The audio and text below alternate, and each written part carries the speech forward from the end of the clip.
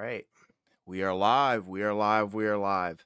Hello, everyone. Welcome back to Off Ball Takes. We're here with a live episode. Well, not even episode, a recap, really, of the Game 7, man. So the Eastern Conference Finals are over, but, let me finish the introduction. I'm your host, Yarby Laws, and this is my co-host. For Wells. So yeah, we are live here right after the game. And Miami won this one, 103 to 84. First of all, before we get into this, we really do appreciate every one of you who's in the chat right now, stopping through, to help support us. It means a lot to us, and we are forever grateful for that. But yeah, this was a wild series. I'm not gonna lie. The, I don't even know really how to speak on this one because, you know, I thought Boston was gonna match that energy that they came out with initially. Um, but yeah, they haven't, or they didn't. Excuse me. Um, and it was just a rough game. But we have to really start with the winners. I think Caleb Martin, definitely the hero of this one. I think um, huge impact. He's an undrafted guy, but the thing is, he became kind of a knockdown shooter in this series. Definitely stepped up to the plate, knew his role. He had 26 points, 10 rebounds in 45 minutes. That's pretty good for a guy who, isn't really who wasn't really known before this. I'm not gonna say this series, but known before these playoffs. Honestly, a lot of casuals didn't know who he was, but shout out to him, man. He was definitely the hero of this series. Without him, they probably aren't, you know, gonna win this series. But then moving down, we have Jimmy Butler, 28 points, 6 assists, 7 rebounds. Pretty solid game, I thought. Bam Adebayo, 12 points, 7 assists, 10 rebounds. So-so. Struess, 8 points, 5 rebounds. Gabe Vincent, 10 points. Kyle Lowry, 7 points. Duncan Robinson, 10. It was just an overall interesting game. You good? Me? Yeah, yeah, yeah. You good? It still says it's suspended. No, it doesn't. Oh, I'm there it looking. is. Yeah. Okay. But yeah, so back to what I was saying, like the Heat came out pretty strong in this one. Much stronger than Boston because, if we look at team percentages, um, Miami they shot 48% from the field, and then from three, Miami's shooting 50%. So just a clear difference in terms of what we were looking at from both of these squads. And I really want to stay on the Heat because first of all, I think we do have to give them a round of applause. They're an eighth seed, and they just yeah, literally, and they just upset a second seed, and I think that's something that not a lot of people have expected. This situation is kind of different though because Miami did go up 3-0. So they really should have put this series away a little bit earlier. But it is what it is. Nonetheless, they still got the job done, and that stat is still there. No team has ever come back from a 3-0 deficit in the Western or East in the conference finals. Excuse me. Ever. Yeah, ever. So that stat remains untouched. But overall, I liked what I saw from the Heat. They looked like they wanted it more. They looked like, they just looked like a basketball team, a coachable team, disciplined. No, not a lot of turnovers that were crucial. They did have around 12, but not in key moments. And it seemed like after really the first 3 or 4 minutes, they were pretty much firmly in command of this game.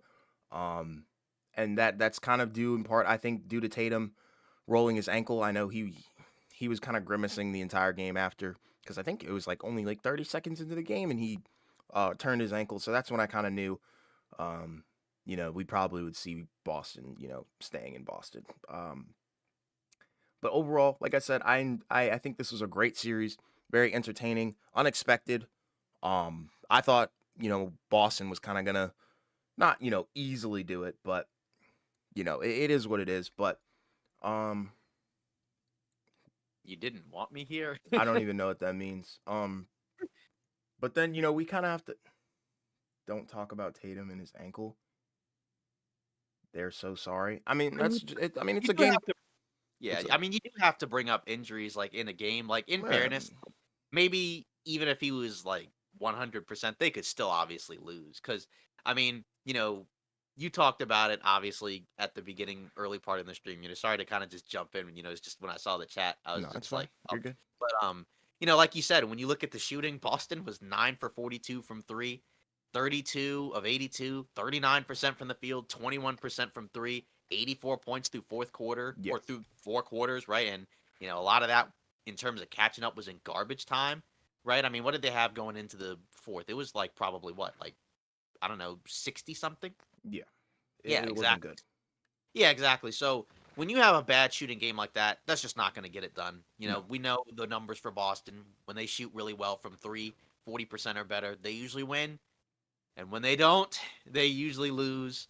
Um, Last game, they were able to beat that, although it did take a Derek White putback, in order to win the game. So maybe we should have given Miami, like, a better odds of winning game seven. I gave Sure. them a chance, but I also just felt like the way that they lost that game was just so mentally just and emotionally just debilitating that it's really hard to bounce back from a game like that. But if you wanted evidence for why a team has never come back from down 3-0, this kind of game is kind of the reason why, right? Because again, in a one game scenario, anything can happen, right? Miami, had what, three bad 3-point shooting games in a row, Yeah. right?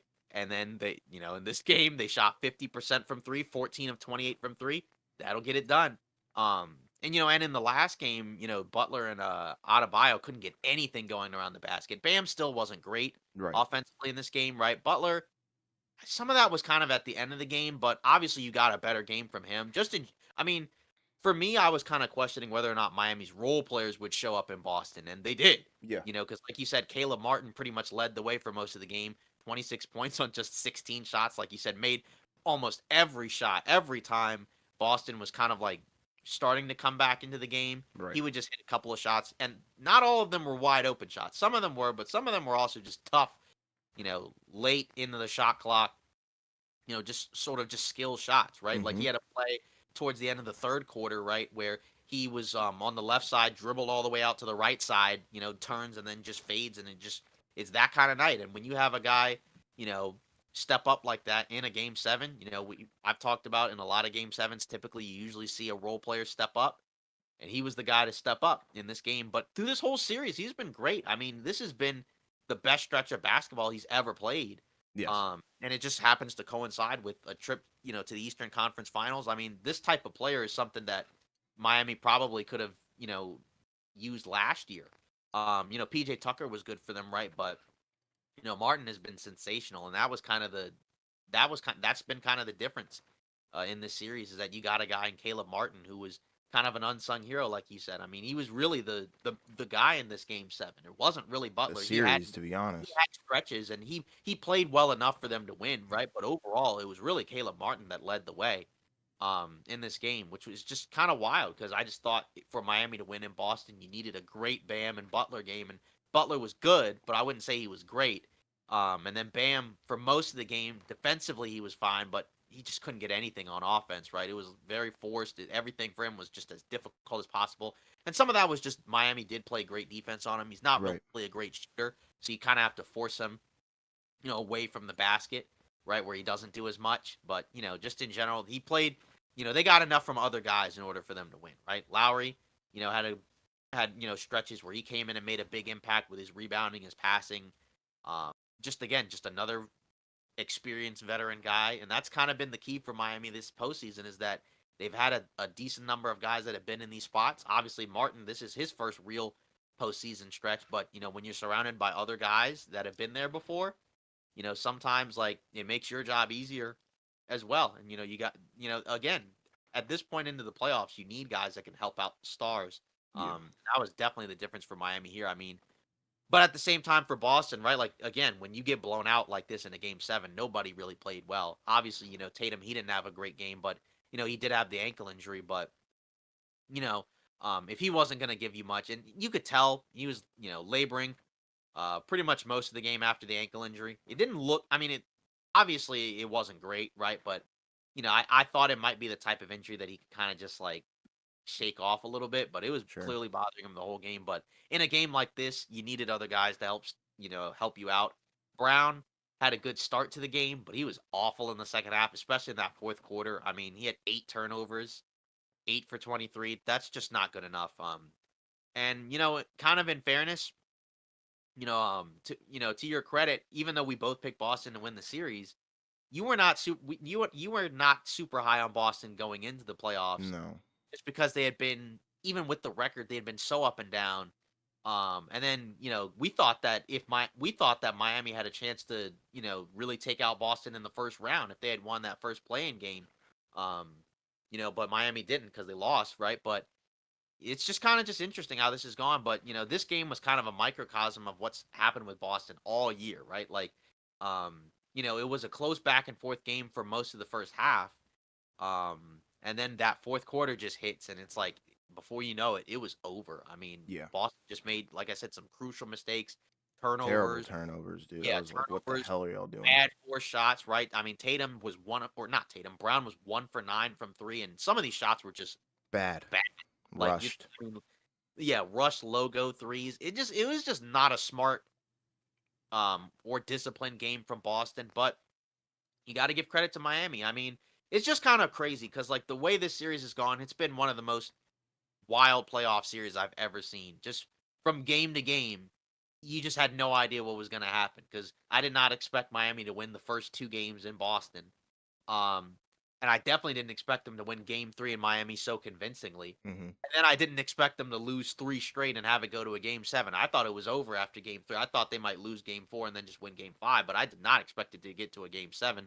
And by the time it got to a game 7, we both thought Boston was probably going to win. But again, it just kind of goes to show this is why no one's ever come back from down 3-0 because you got to play 4 perfect games. And they were kind of fortunate in game 6 with the Derek White putback. But, this was kind of just more of the same, where again, just when they don't shoot well, they don't win. It's kind of a cliche statement, but it is a make or miss league. And in Yeah. this game, Miami was on fire. I mean, and Boston was as cold as ice. I mean, lucky the Pretty much. Leprechaun was just not on their side in this game. And, Yeah. He was a no-show.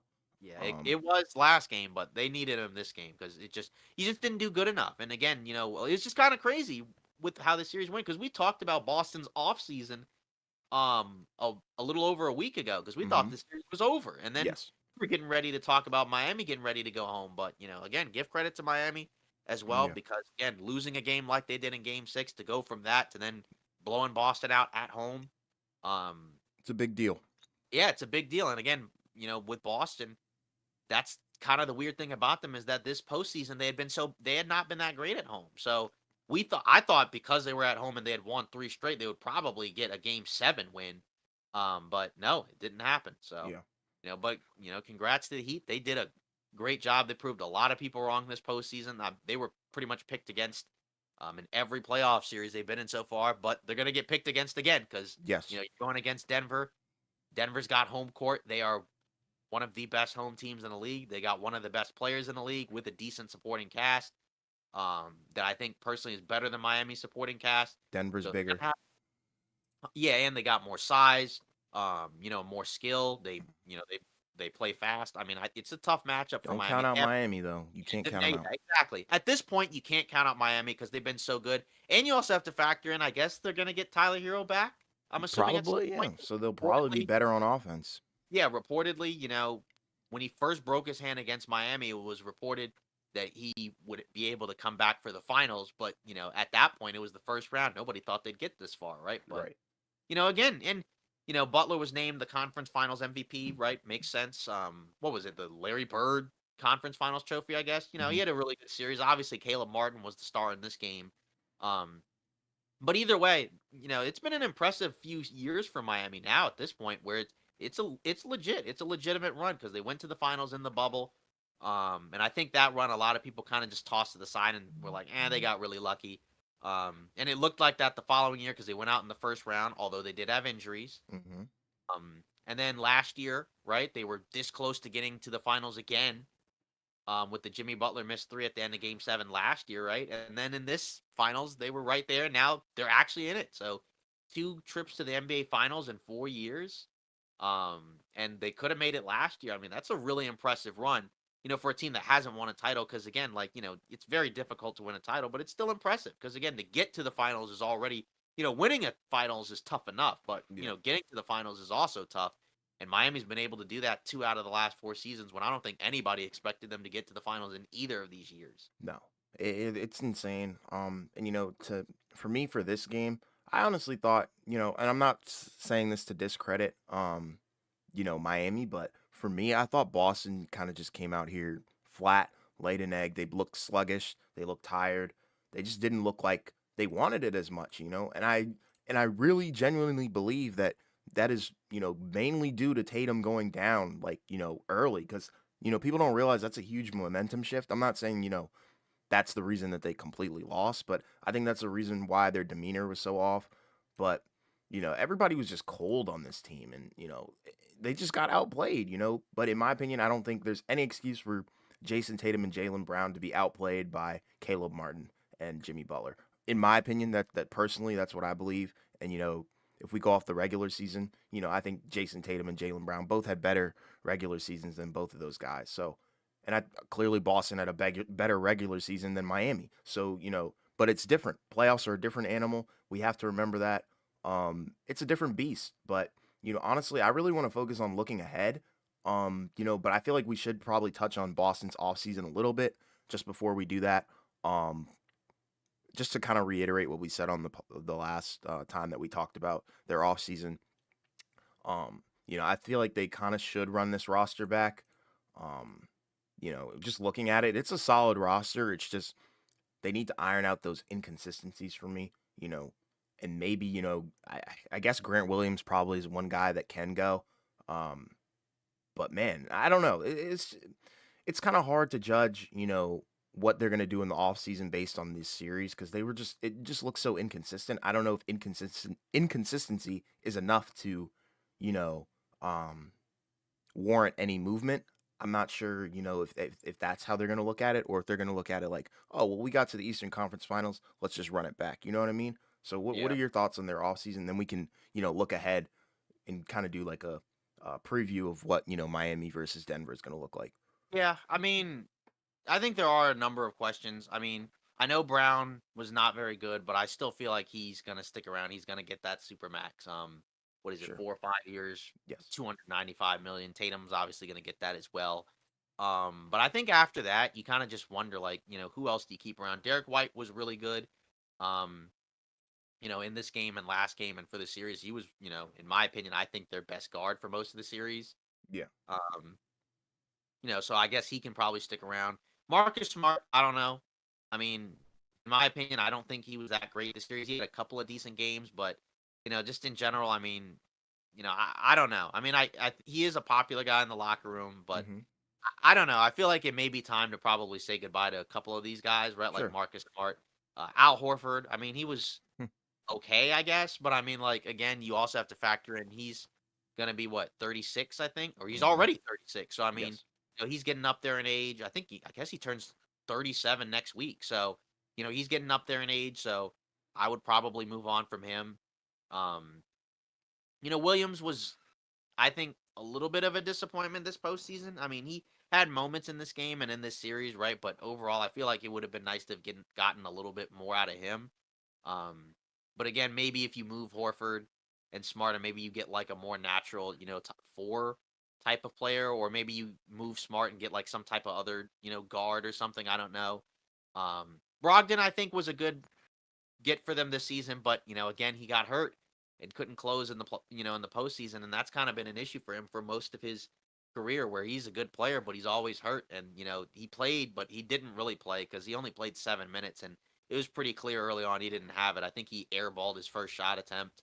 Yeah. Um, and just again in a game like this, they had to have fresh bodies, and they just didn't have enough guys to kind of overcome Tatum's injury, I guess, and Yeah. and that's kind of how it goes sometimes where like, in these type of games you need other guys to step up, and they definitely needed guys to step up with Tatum's injury, and they didn't get it in this game. And then nobody, again, like I said, nobody for Boston really played well.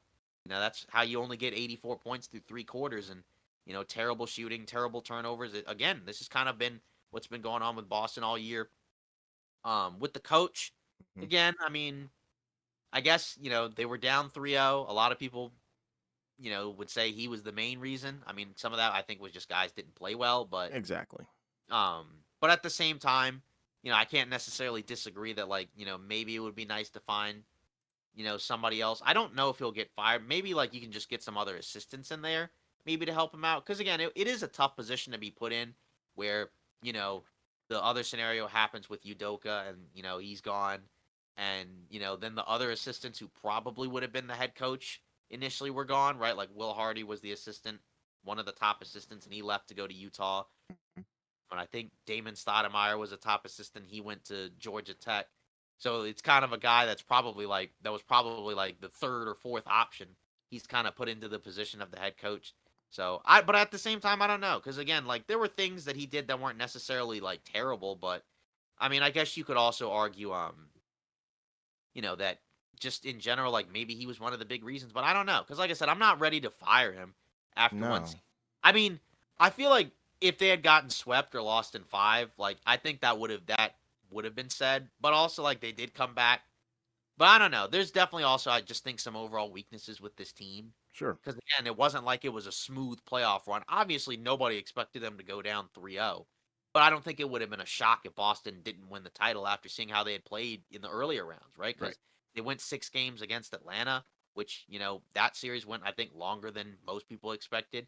They went 7 games against Philly when most people thought that Philly was the inferior team, even though Philly's not even necessarily bad, but right, but like most people thought it might be like 6, right? Like it went longer than it needed to because they had a couple of games where they just just messed around, right? Game Sure. one where Harden hits the game winner. What was it? Game four, right? Where Harden hits the other game winner, right? Mm-hmm. Like, I mean, come on, Yeah. like, and then this series, then you already put yourself in a hole going down 3-0. So you could argue that there's some reason maybe to let him go, but at the same time, I just also think there's just some flaws with the roster, even though it is a good roster, but it definitely needs more, right? Because it feels like Miami, or it just doesn't feel like Boston should lose to this team, but they did. And Tatum getting hurt was part of that in Game 7, but either way, I mean, they were already down 3-0 when he was healthy. So, Exactly. I mean, clearly Boston just wasn't good enough.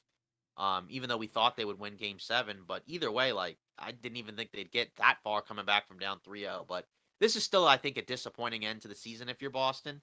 And I do think that they're going to have to retool a little bit. But obviously, I feel like Tatum and Brown still are going to stick around. I'd be pretty surprised if, those guys are gone. Maybe Brown leaves, but I mean, it'd be a hard, decision to turn down $300 million because he Sure. won't get that anywhere else just because of the supermax. You can't get the supermax from other teams. So, you might as well take it. If he didn't get the supermax, then yeah, there's probably a case to be made that he could just walk. But I don't know. He'd be kind of insane to give up that type of money. Yeah. Um, I think those are all great points. I agree wholeheartedly. Um, but like I said, I do want to really look ahead. Um, and we got to talk about now Denver versus Miami. So the finals are set.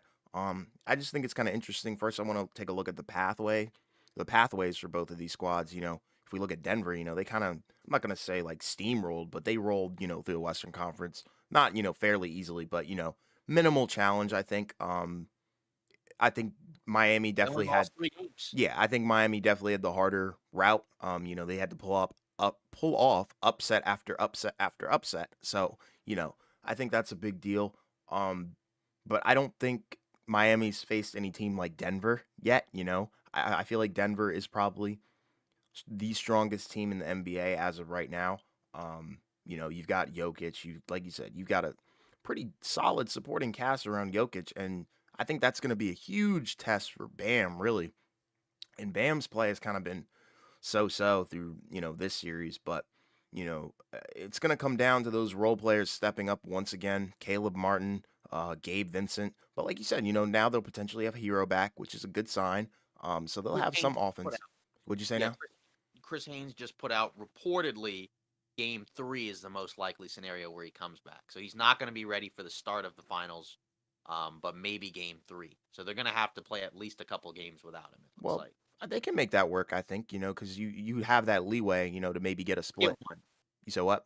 Yeah, you just got to get one. If you can Exactly. split the first 2 games, you have a chance. Yeah. So, if they can split, then yeah, I think Tyler Hero coming back is going to be a huge deal. Regardless, if they split or not, it's still going to be a big deal. But it's going to be hard because Jokic is averaging 30 points, 13 rebounds, and 10 assists. So, and he already broke Wilt's record, um, with the triple doubles in a single season with 8. So, it's a tall task, and I'm not sure if Miami as a team is going to be able to contain Jokic and Denver. I feel like it's possible to contain Jokic, but not Denver as a whole. If you kind of get what I'm saying. Yeah, So, yeah. they're probably gonna have to figure out a way to not put all their attention on Jokic, but try and hinder Denver as a whole. But I don't think that's gonna happen. So, for me, I'm gonna probably be picking Denver to win this thing. Um, and it wouldn't surprise me if this goes a long way. I don't think Miami's gonna get swept. I don't think they have. I'm not gonna say I think Miami has more fight in them than some of the other teams that Denver has faced. So I'm not gonna say there's a sweep coming, but it'll probably be in either 6 or 7. I'm thinking either 5. Let me go 5, 6. I'm gonna go 5 or 6. I mean, yeah. I mean, because the thing is that if I'm not mistaken, in this postseason, we've only had, I think, 2 Hmm. sweeps, right? We had the one by Philly Hmm. in the first round against Brooklyn, and Yep. then the other one was Denver sweeping the Lakers. Yes. So we haven't really had that many sweeps. So that kind of suggests that even though we've had some 5 game series, but not a lot, like it definitely suggests that there's definitely not as big of a gap between a lot of these teams. And like Yep. you said, Miami's path to the finals has definitely been insane because they've had to beat teams that are probably better than them, to be honest. Even though they did beat them, in fairness, right? They beat Milwaukee. Although Giannis was hurt, right? But they still got the win in a series where people still picked against them even after Giannis went down. Right. Um, they beat the Knicks, which I don't think was too much of a surprise. I mean, I Mm-mm. picked the Knicks initially, right? But even I also was like, I feel like I don't feel good about it. Right. And then in the conference finals, right? Then they go against Boston. I think most people picked Boston, although I feel like some people were like, Miami has already won 2 rounds, but still. Yeah. Then they go up 3-0, and it looked like Boston may be their easiest matchup, but then it clearly wasn't because they went to 7. Yeah. So at this point, I feel like they're going to be gassed, right? The finals is only in a couple of days. Meanwhile, Denver's been chilling. I do think Miami will probably be sharp early on, but I think Yeah. in the first game, it's possible the fatigue may take over in the second half. Could be Hmm. wrong. Um, but I definitely agree with you. It definitely is a tough matchup for Miami. This is where Bam is probably going to have to be a lot better on both ends of the floor, right? Because Yep. obviously he wasn't guarding a Jokic type player, or type big against Boston, right? I mean, it's Al Horford, Williams. Robert Williams, and Hmm. then I guess occasionally he's switching on to Tatum or Brown, right? Which is obviously a tough matchup for him, but Yeah. he's probably going to be the main defender on Jokic this time around. And again, that's not an easy matchup. He's a good athlete, right? He's got long arms, but he's Yeah. also what 6'9". Yeah. So Six obviously you're nine, giving six up ten. some size to Jokic there, right? Jokic, 6'11", 7 feet, outweighs him probably by a good 30 pounds. Bam can Uh, use his speed though on offense, but yeah, it all exactly. comes down to how aggressive he wants to be. Yeah, Because it seems like he's been a I little think timid this. recently. Yeah, I think this is a series where he's going to have to be better offensively. I thought his Yes. defense in the series was fine, Hmm. um, but his offense definitely has to be better. But also, like he does have some weaknesses offensively. Sure. But like you said, ideally, you would think pick and roll, use his speed to get past Jokic. It's not like Jokic is an elite rim protector or defender, right? That's not really his game. Um, right. So this should be a series where Bam and Butler should be able to be aggressive around the basket. Yeah. Because in theory, there shouldn't really be anybody on Denver that like is capable of like slowing them down. I guess you could put Aaron Gordon on Butler. Right. Um, but again, like one of those guys is obviously going to have to play well, and then obviously you're going to have to get really good production from the role players as well, like Caleb Martin, right? Is this level of production sustainable? Right. Maybe. I mean, again, he had 26 points, 11 for 16, and he shot probably well over 50% for most of the series. I mean, that's a pretty tough ask. Yeah. Um, Can I but I say mean, something real quick? yeah, sure. Because we have to really look at this, specifically and drill down on Miami's role players. Because we look at it, Martin, Gabe Vincent, and Duncan Robinson have all put in like 20-point plus performances along the way. To help Butler, kind of ease up. But Yeah. will that be?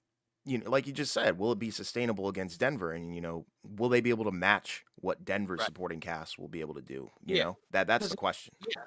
Yeah, because in 3 of Miami's 4 wins, they did shoot over 50% from 3, and again, that's really high. I mean, that's probably not something that you would think would normally happen, but again, it doesn't feel like Denver defensively should have much of an answer. I guess their defense was fine against LA at times, but still, you just kind of wonder. But Miami does have some guys, right? They stopped playing guys towards the end of the series, right? Like Kevin Love was playing early in the Boston series. He didn't play at all in this game. We saw Haywood Highsmith, I think, for 9 minutes, right? Who came off the bench, got a key defensive stop, right, where he, picks Tatum's pocket and gets a Right. transition basket. But yeah, Eric Spoelstra, I think also again he's got to be in his bag for this series. He was definitely the better coach, I think, for the Boston series, and Hmm. I would think Michael Malone, I feel like is a better coach than Missoula, but again, Spoelstra has shown time and time again he's one of the best at what he does. I mean, you get this team to the NBA Finals as the eighth seed, that's quite an accomplishment. Um, but again, like then the other issue is that lack of size is just going to be tough because Yeah. again, we saw like when the Lakers went small against Denver, it was really difficult, for LA to really defend at times against Denver. Even though their defense wasn't bad at all. It Right. was just, when you go super small, it hurts, right? And, Miami, they don't even have another backup big, kind of like the Lakers, right? Zeller was playing, but he hadn't really been that effective. Maybe he's better against Denver, but I don't know. I just don't feel like he's really that good. Not trying to be mean or anything, but I get you. I don't know. Yeah, I just wonder like where's the extra size going to come from for Miami because I think they're going to have to play a little bit bigger against Denver just because again you're going against a much bigger team. It's not like Boston is tiny, obviously, right? But they don't have any 7 footers on their team, right? Most of their height comes from their forwards. I mean, I guess Horford and Robert Williams, right there, playing the center spot, but they're, kind of small for centers. They're big, right? But they're not that tall. Right. So most of their length and height comes from, like Tatum and Brown. Whereas with Denver, it's everywhere, right? Jamal Murray's a big guard. Michael Porter Jr. is a big small forward. Aaron Gordon's a big power forward. Jokic is a huge center. Even KCP, right, is a big two guard. So I mean, it's just going to be interesting because Miami, I feel like technically has more depth than Denver, more guys that they can go Sure. to. But it's also like Denver's 6 guys as a unit are probably just better. So, and again, Denver has home court advantage. So that's the other key here as well. So for Miami, the key for them, you got to steal one of the first 2 games in Denver, Yeah. preferably game one, right? But, again, Denver should be ready to go for game one, right? Like I said, Yeah. they may be a little bit sloppy early because they hadn't played. They might be rusty, but, in terms of being well rested, that should be an advantage. And again, that altitude is going to be a factor as well, which we hadn't talked about because we know in Denver, you're a mile high up.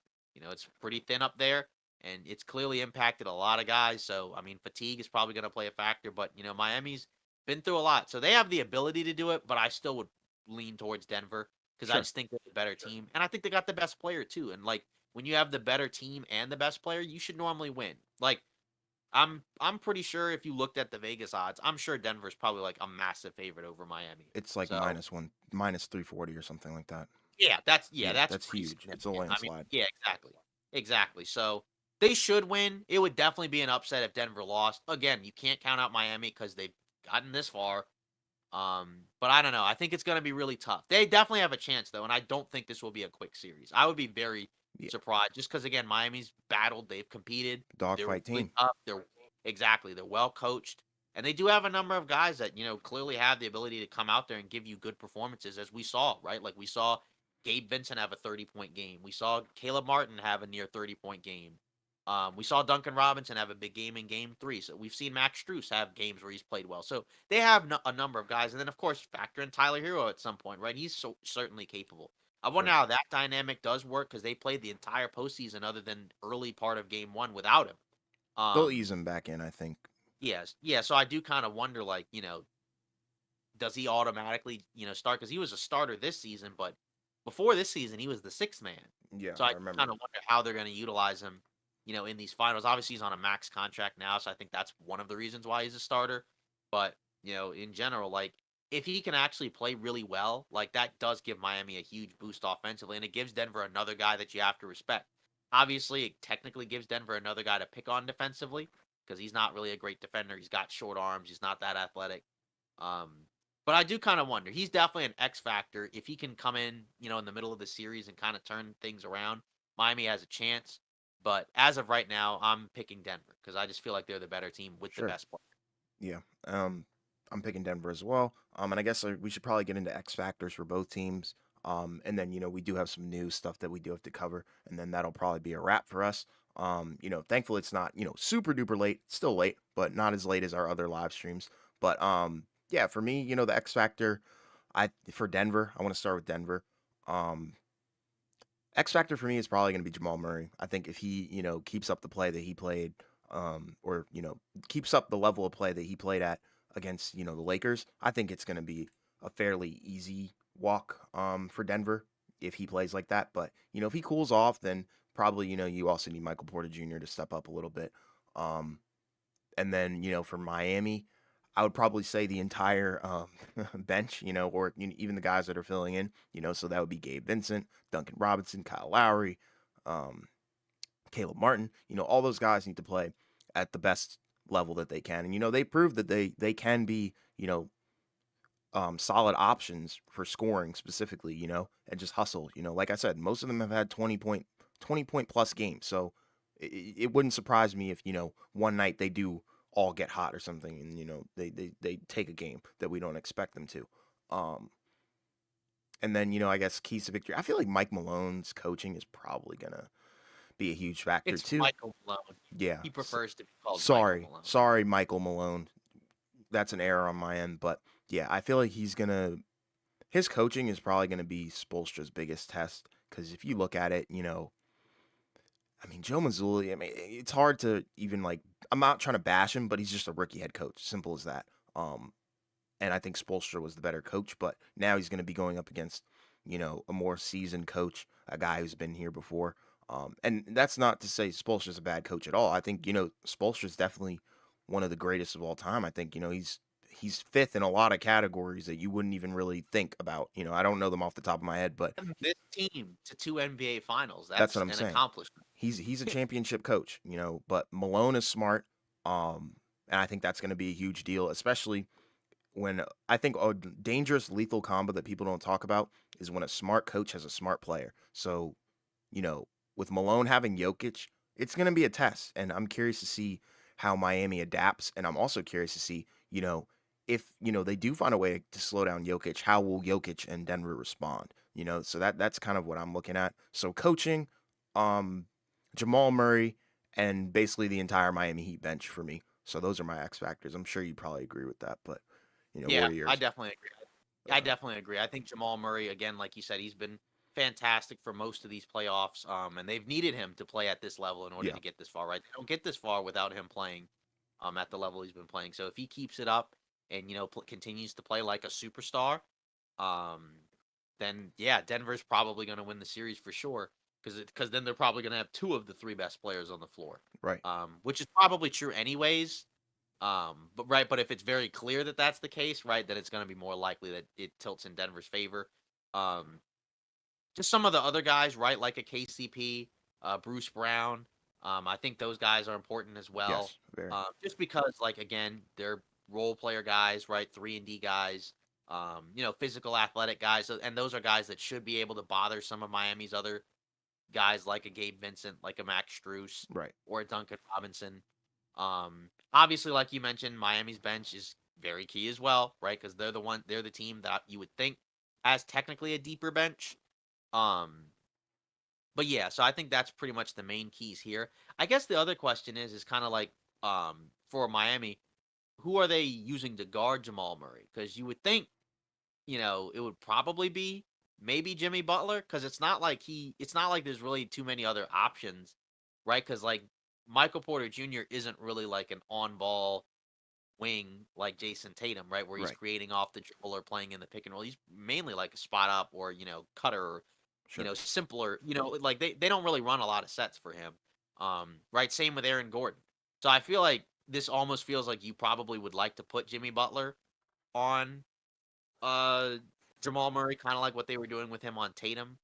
But then it's like, how is that gonna make Butler respond, offensively, right? Is that gonna kind of kill his offense, right? Because it's not an easy matchup. Right. Um, right? Because again, even with Jamal Murray, right, it's a lot of dribble handoffs, it's a lot of pick and roll. He doesn't usually play with as much one-on-one offense, right? It's usually a lot of two-man action with Jokic. So that means that Butler's probably going to be put in a lot more actions if he's going to try to guard Jamal Murray. So I think Butler's defense is definitely going to be key, right? Because I don't necessarily expect Max Strus or Gabe Vincent to defend Jamal Murray that Jimmy's great. the biggest, Um, and he's yeah, probably the best, size matchup for Jamal Murray in defensive ability. I think you're right on that. because Murray's bigger than Gabe Vincent. Yeah. He's a lot quicker than Strus. So I feel like that's tough. Maybe Cody Martin sometimes. It's just gonna be interesting because again, like I Caleb wonder. Martin. Caleb, not Cody. Yeah, sorry, I got his name right the whole The time whole until that time. point. Yeah, I That's trust me, I've done it before. that's hilarious. But You're good. also Kevin Love. Do we see a return with him? Does he I come think he back and comes play in back. this series? Yeah. Because he did play against Boston. Obviously, he was getting played off the floor just because he couldn't give you much defensively. But again, like it's not like there's a wing that they have to worry about. Obviously, he can get put into actions with Jamal Murray for sure. So maybe you don't start him just because Caleb Martin's played so well. Right. But like I don't know. I feel like we could see him come back just to give them a little bit more size, Size. a little bit more Yeah. passing, a little bit more experience. I just feel like he had some decent playoff games. He just wasn't a good matchup against Boston. I feel like he could be a better matchup against Denver, but it just kind of depends. Probably more so like when Denver goes small. Like when like in the minutes where it's like where Jokic is off the floor, Yeah. right? Maybe that's where you could probably put Kevin Love out there. I don't know. We'll have to see. I don't feel like he can go back to Zeller because I just feel like he hasn't given them anything. I mean, again, maybe he's better against Denver, although I guess he couldn't be much worse. But still, like I think for Miami, they kind of have to figure out what they got to do. What a game from Glitchy Zeke. Yeah, Yeah, it a was a 20 wild point game, game is man. definitely yeah. It was definitely a wild game because it looked like it was going to be a back and forth close game, and then Miami just pulls it out in the fourth. Just kind of rolls away with it. But yeah, um, but just going back to the X factors, yeah, and then going back to Denver, obviously, like you said, the stars, Jamal Murray, Hmm. Michael Porter Jr. is another interesting guy because again, it doesn't Yeah. feel like there's a clear cut person that they're going to put on him, and with his size and height and skill shooting the ball, he should have a decent time being able to get his shot off, And right? he can Because it's not shot like create. Denver. We know he can do it. That's why I don't Yeah, like they how just they relegated him to a spot up guy. I know he's good at it, but he has a yeah. deep bag, so I'm curious to see how they Yeah. play him. Yeah, I feel like they're probably going to do what got them there. So I don't think you're going to see a lot of on-ball stuff from him. I feel like at this point it's just going to be a lot of like, simplistic actions, but Yeah. again, because he's got such a height advantage with his shot, he's already 6'10" and he jumps high and has a high release. So I mean, it's kind of like say Durant-esque where, Sure. when he's at the top of his, jump with his release, I mean, it's basically borderline You unblockable because can't again, he's contest so it. tall. So exactly. So I think that's going to be an interesting factor because again, Miami's a small team, so it's not an easy matchup for Miami. They do have a chance. They do have the toughness and the experience and the coaching, and technically they do have the star power because Jimmy Butler's been really good in these playoffs. He's going to have to be better, I think, though, against Denver in order for Yeah. them to win because he did have some rough games against Boston the last few games. This game he was better, um, but again, like in order for them to beat Denver, I think he's going to have to be better than he was against Boston. And I feel like he should be because I don't see an obvious, person to put on him for most of the game. Again, Aaron Gordon, I guess, is probably the guy, but Yeah. and he's a good defender. But still, like I just again in terms of it should be an easier time to get to the rim, and if you can get to the rim against Denver, you can score. Because even though LA's offense wasn't great against Denver, like their best offense was getting to the basket. And again, Miami's not the same type of team. They Right. don't necessarily have the same type of personnel. But that's Butler and Bam's strength, right? He's scoring around the basket.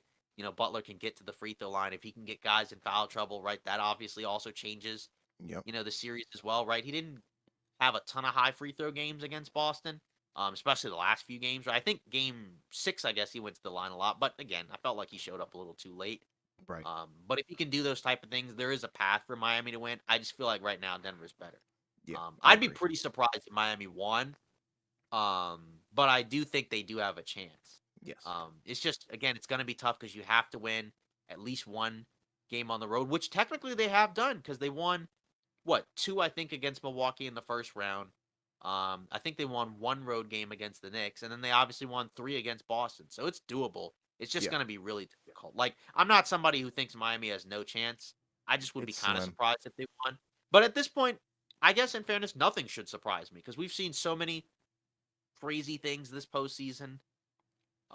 Right? I mean, I didn't even think that Miami was going to get there. Like, Denver had a chance, but again, they weren't my pick to come out of the West. But I did think like they had the talent to get there, right? But I didn't see a path for Miami as the 8th seed. But clearly they're better than your typical 8th seed, right? Because most 8th seeds don't get to the finals.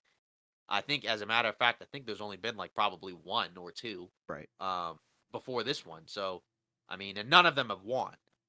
So because it's just again the pathway is just so difficult, and even if you're the 8th seed, you're probably going against one of the top seeds on the other end, right? We've never seen an 8th seed versus 8th seed or 8-7 matchup in the finals, right? So I just feel like Denver is the better team, but there's definitely a pathway for Miami. It just kind of comes down to, like you said, the role players have to step up, and the Hmm. stars I think are going to have to raise their game Yeah, because again, Bam was not that great against Boston, and he has to be better if they're going to beat Denver. He has sure. to because I feel like he's an he's X factor too. We got to add him. yeah, exactly. He's their, I guess, in their second best player. He wasn't in this series, right? But he is, I think, their second best player, and he's gonna have to play Offensively like and defensively, yes. he's gonna have to play like it in order for them to win. If he plays like he did against Boston, they're not going to beat Denver. Exactly. But before we move on, once again, hats off to Miami. Huge accomplishment for them. Happy for them. I was pretty high on them. Dark horse for me, but we did end up picking Boston together. But it is what it is. We're not going to be sour about it at all. We're happy for Miami. Oh, Um, when we're wrong, we can admit we're wrong, exactly. and we can And talk about it. So yeah, there's no stakes involved with us being right or wrong. But once again, yeah, hats off to Miami. They played great. Um, but yeah, do you want to take off? Kick it off with what we're going to talk about next? yeah. Yeah. So in case people didn't know, we have another coaching hire, I suppose, Mm-hmm. to talk about. It's So a big deal. the Philadelphia, yeah, exactly. Philadelphia 76ers hired Nick Nurse. In our last podcast that we recorded the other day, we talked about it. Felt like this was probably going to happen, Mm-hmm. right? It was kind of rumored that that Nick Nurse had connections with Daryl Morey in Philly. Yep. Um, Which we and didn't even know you know, about. yeah, yeah, which I didn't know about. And he chose this position over the Phoenix position, right? Because there's three, I think, open jobs left, right? You have Toronto, which he just left from, Mm-hmm. Phoenix, and I think Detroit. Yes. So of these options, right? Obviously, take Toronto out because Toronto just let him go. Yes. He had to choose between Detroit, I guess it was Phoenix, Yes. and then Philly. Yeah. Because they said he pulled out of the Milwaukee one. Once he pulled out, I'm like, okay, he's got it. He's clearly got some type of deal Something in his with eye. another team. Yeah. Exactly, and it was reported, and so he's going to be coaching the Sixers. Um, I don't know. It is kind of interesting because you know Philly versus Phoenix. I mean, you could argue for either one. You would think Phoenix may have the brighter, quote unquote, well, not future, present, I suppose. Mm-hmm. Just given the talent on there. Sure. But also in fairness, there are questions with Phoenix in terms of the age, with Durant, with the injury concerns, with some of the roster, and it's not a deep roster, so there's has to be a lot of configuring there. But in a way, Philly also has some questions as well, right? Because you got to figure out the Harden situation. Does he even come back? Maybe he does. Right. And then even after that, you still clearly weren't good enough to get to the Eastern Conference Finals or the NBA Finals. So you got to figure out how to upgrade your roster there. Right. But either way, for Philly, I think this is a good hire. I do think Nick Nurse is a really good coach.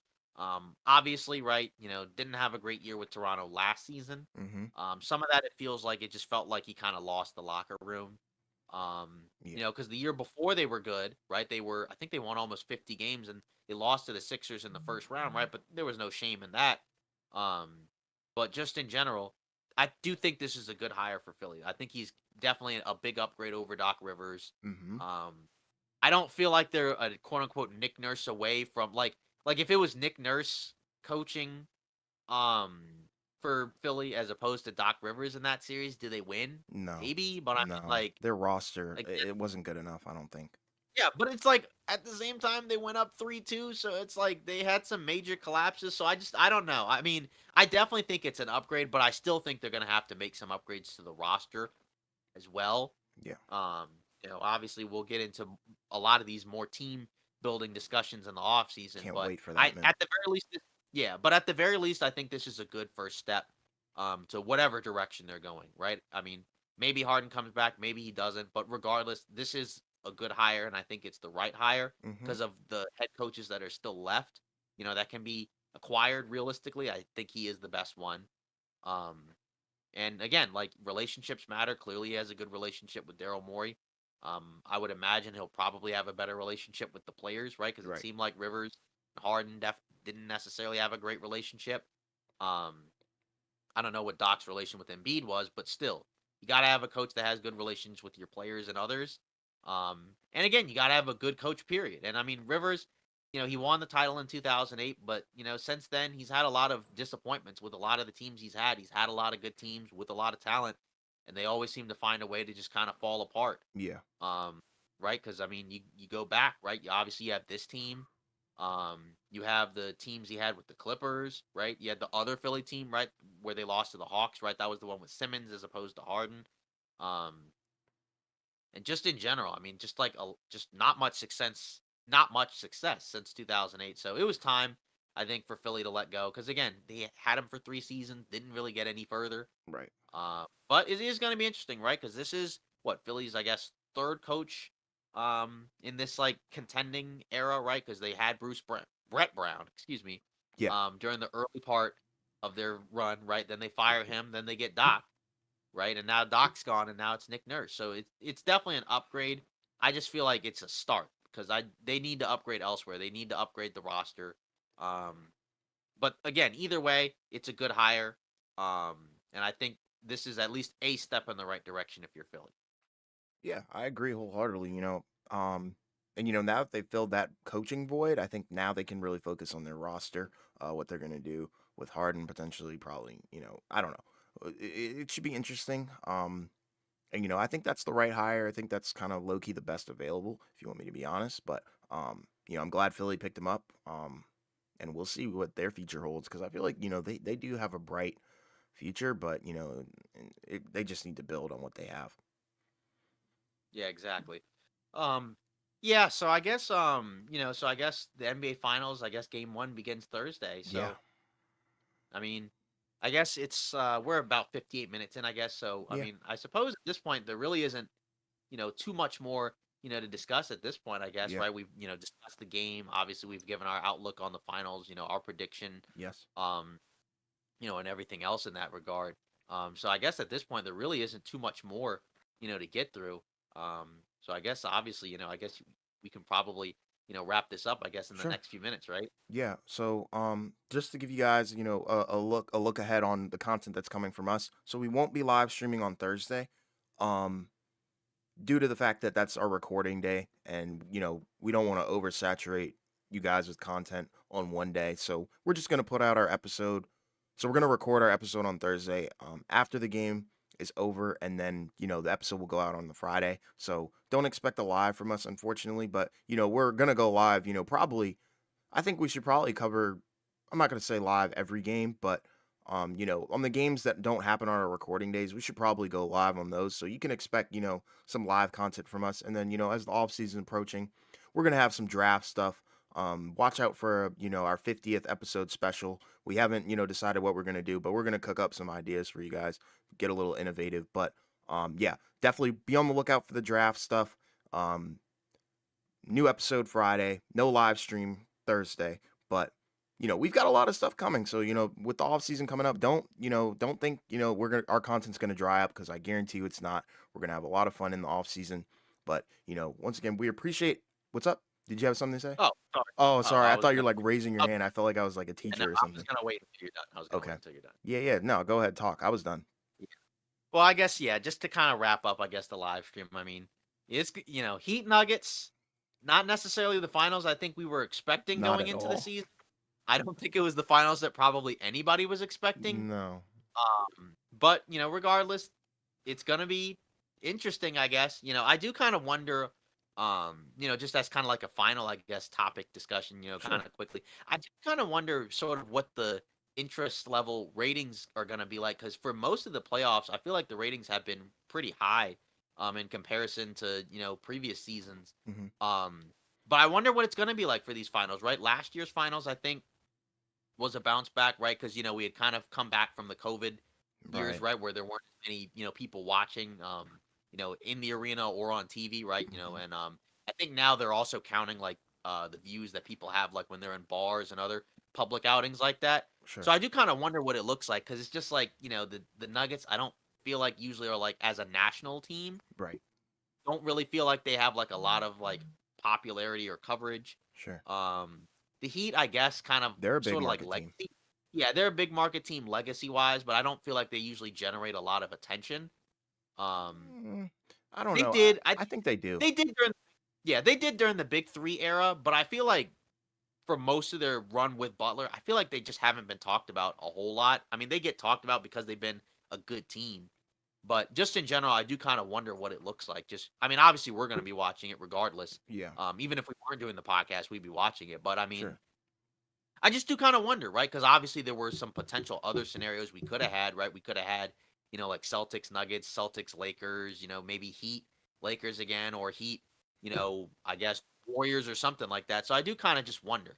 Well, Obviously, people are going to watch. I just kind of wonder. But again, the cool thing about the playoffs is that this is the time, where you can kind of see, you know, the league's, best guys in the playoffs, right? And like Jokic has been one of the best playoff performers, right? But he hadn't had the opportunity the last couple of seasons, right? Because his team was, kind of shorthanded, right? But now with a good team, he's in the finals, and a lot more people are going to kind of see, what he can do, right? Because for some people, right, the finals is kind of like not, the playoffs oftentimes tends to be like their first real basketball that they watch because not everybody watches the regular season, sure. right? The viewership is the highest come playoff time, obviously. So you got a lot of people where they may not have seen Jokic too much before this, or maybe they haven't even seen Jimmy Butler too much, right? But they got a chance to see, these two guys, and these have kind of been the two best players in the playoffs for the most part. So it's going to be, I think, an interesting matchup, right? Just it's not necessary. You may not necessarily feel like they're the two best teams. Obviously, I think Denver's one of them, but I mean they're the two best teams left, and you got two of the best guys in the playoffs. So they're going to duke it out, and we're going to kind of see what happens. Yeah. I think that's a good point. And for me, I think generally, I think Miami's probably a bigger market team than Denver itself. Oh yeah. And that's just due to the location and stuff like that. But player and talent wise, I think these are some really talented teams. So I hope people don't, shy away from it just because they don't know who these guys are. Um, and now is the time to get into basketball. I'm telling you, it's on the incline. I think in viewership, like you said, it's on its bounce back. It's been more entertaining, more young guys. It's a different game nowadays. So yeah, I'm really hyped for this finals.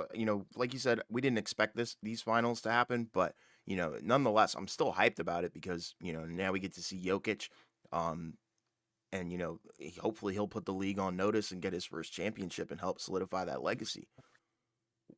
What'd you Yeah, say we'll now? see some more Solomon shuffles. Yeah, exactly. And then there's two sides to every story. So we also have to look at Miami. This is an underdog story.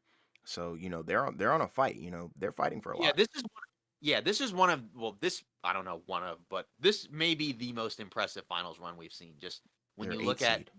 that they're an 8 seed, they were in the play-in, right? Because we've seen, because I think the Knicks in '99 made the finals as an 8 seed, right? But that was a 50-game shortened season with the lockout. Right. This is an 82-game season. You have the play-in the factor where you have back-to-back, right, single game elimination where they lose both games and they're done. They lost the first one, so they dropped from 7 to 8, right? Took a harder route to get here, but they're here. So I mean, even if they don't win, it's still a great story, Yeah. right? But I do kind of wonder, like, can Miami top that off with the title? Because if they do, this is probably the most impressive finals run we've seen, or if not, it's one of them. I do kind of think, it's gonna be difficult to kind of sit back after this is over because I do feel like in the moment we tend to kind of like romanticize a lot of what's going on, Sure. and I'm sure we'll probably end up doing it after it happens. But it's either way, it's nice to kind of take a step back and kind of just like you said, take a look at how these teams got here before we get into the finals, Exactly. just because it